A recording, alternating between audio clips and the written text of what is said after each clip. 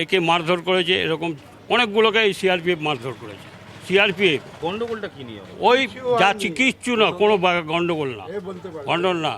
রবি কিষণের ইয়ে যাচ্ছে, এরা এখানে দাঁড়িয়েছিল, সব টিএমসির লোকরা এখানে দাঁড়িয়েছিল, কোনো কথা হয়নি, খালি জয় বাংলা বলেছে, ওতেই এদের রাগ। তারপর কি ভেতরে ঢুকলো, ঢুকে মারপিট করেছে, আমাকে মেরেছে, আবার গালাগালি দিয়েছে। ওরা মারার সঙ্গে আবার সিআরপি এসে আমাদের গায়ে হাত দিয়েছে।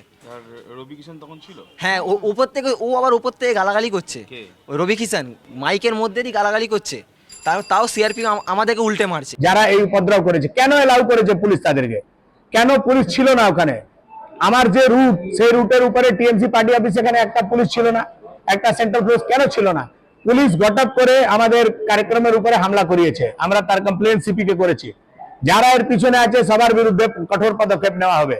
আর ভোটের দিন যাতে এই উপদ্রবীরা বাইরে না থাকে তার ব্যবস্থা ইলেকশন কমিশনকে করতে হবে।